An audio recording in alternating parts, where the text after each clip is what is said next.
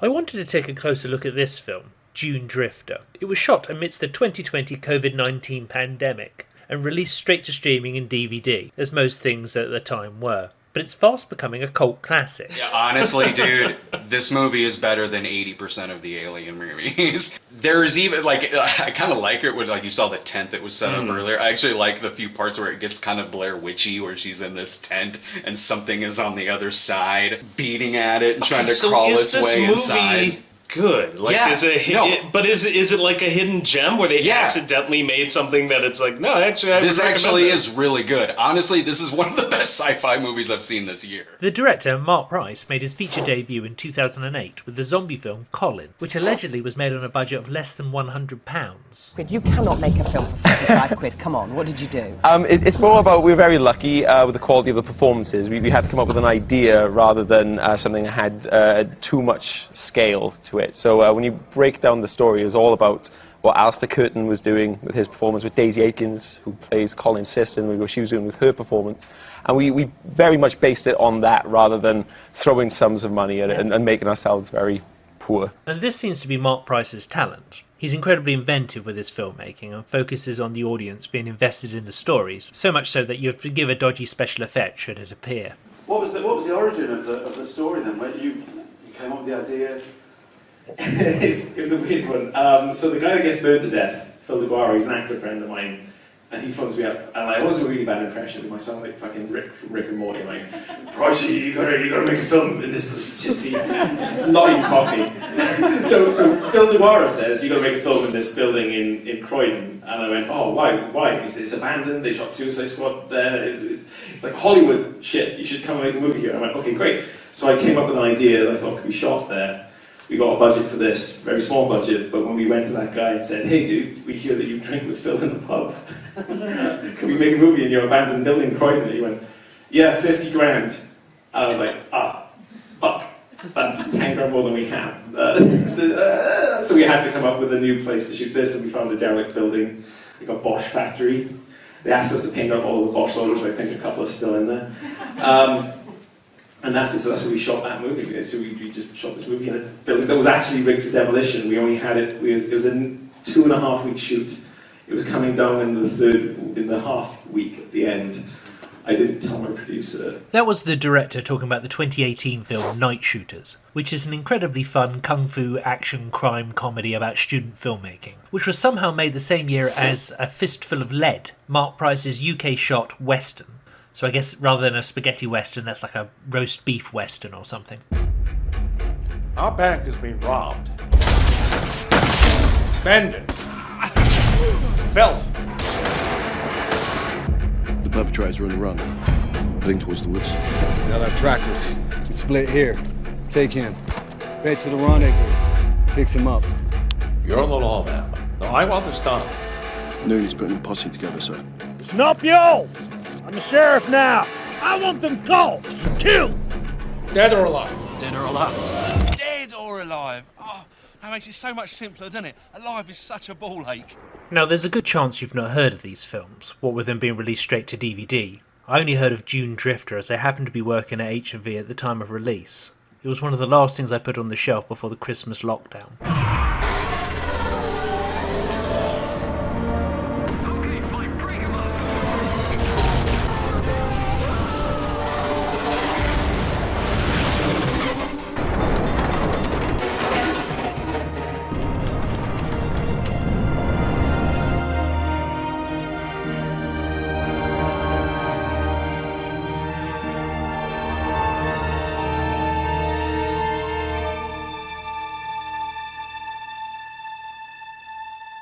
The volcanic planet's exteriors were shot in Iceland, whilst most of the fighter plane cockpit footage was shot in the director's own living room, filming each actor separately due to social distancing rules in place at the time. I knew I wanted a space battle. That was the one thing I've always wanted to kind of do since I was like a teenager. I've always been trying to make sort of space battle movie with sort of fighter pilots, very similar to Star Wars, but more leaning towards, you know, the sort of Corman vibe.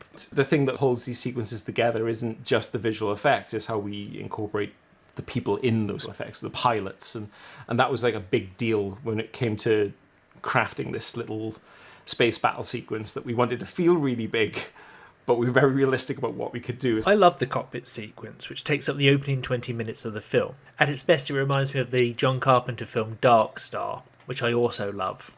For some reason, I'm not sure what to call it when there isn't a theatrical version, the main version of the film, which you get when you hit play on the disc, has been edited, omitting pretty much all of the swearing and some of my favourite character moments. The better version of the film is on the special features, along with the making of featurette, which I've used clips from here. The producer's cut is 5 minutes longer, and it mainly adds to this opening sequence. I've painfully pieced together the two versions of the film so you can see what I'm talking about. On top is the extended version, on the bottom is the standard edit. We're looking at a donkey's gallop, short and sweet. Should be coming to a conclusion by the time you arrive. But precautions have been put in place in case there is a delay. Primarily, as I'm sure you've noticed, the life support in your flight suits has been increased to 80 hours. The downside of this, of course, is that you will be required to assist the stellar colonists for quite some time after we are finished resting up. Apologies.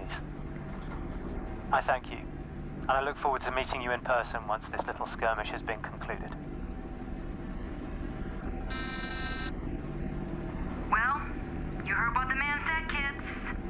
Nice and easy. Transmitting holding coordinates. Let me know if you don't get them. Does that mean we won't be fighting? I want those comms clear, Grey 5. Yeah, Brett, just... Stop talking! Of course that means we're not fighting. What am I, a fucking mirage? Shut up! Everyone! It's okay, guys. We're a few minutes away. A little conversation calms the nerves. Great leader, thank you for undermining me. Now I really look like an asshole. Again? No, you... Seriously? Never even crossed my mind. No gravitas. Gravitas. You're a gravitas hole. How about that? Asshole. I was like you. Thank you. All fighters, assume attack coordinates for VL drop. We'll hit the initial point in approximately 6 minutes. 6 minutes from home to hell. I'm happy to watch a few small fireworks, clean up some junk, go home. Yeah, baby, works for me. Not me. I want to frag these hybrid motherfuckers. Frag? Did you just say frag? Yeah, said frag. You know we got plasma guns, right? Yeah, but I'm gonna frag them. Well, you could just say shoot them or something. Well, but they're frags, so I'm gonna call them frags. 80 hours. I hope you took your anti-piss pills, buddy. I'm getting old. I have to take 2.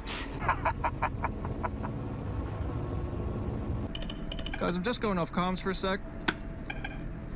Marie, I totally forgot to take my anti-piss pills. Oh, well, keep the ship tilted forward. I don't want any of it draining back to me. Well, I'm just gonna have to hold it in, I guess. Shay? Yeah? Just gonna run an atmos check in my section. Go for it.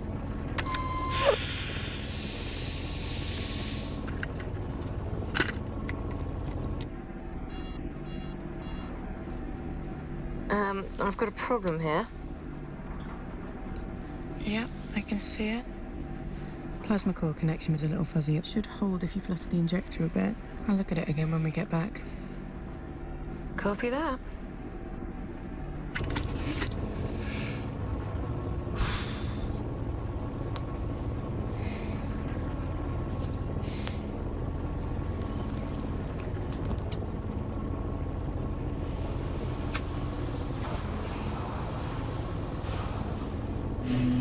Yeah, but you're not a Marine. You do understand that, right? So you're not going to frag no one. It's a plasma gun. Well, what's a frag gun? It's like a... You don't even know a frag... All right, everyone got a Marine on my ship. Does anyone want to swap with me? Can we pull over somewhere in a service station or something? Pipe down, boys. I know what you're doing back there. Just checking a few atmospherics. 2 seconds. No. Look, don't get me started on This Dryden Law shit, okay? We have been robbed of a major tactical advantage here, and it's bullshit.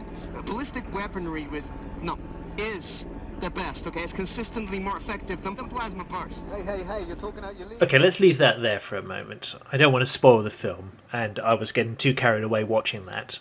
The music vibe is to like, it. I should be watching this in a theater. Like, it looks theatrical. Yeah, no, this... The Cinema Snob and Rob Walker are correct. It looks very good. Even better when you consider it was shot on fairly standard DSLR cameras. I'm not sure what model that is, but it has a Canon 1855 kit lens on the front. And this looks like a Panasonic camera. GH5 maybe, something similar. And that wheel rig acts like a Steadicam.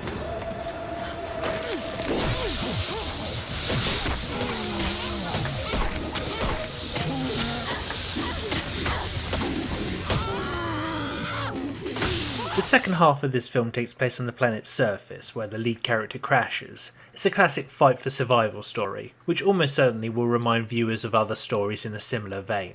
I've watched this film a lot whilst editing the video, but I'm still rather enjoying it. If you can hunt down a copy on disc, then I recommend watching the producer's cut. If not, the standard release is better than not watching it at all.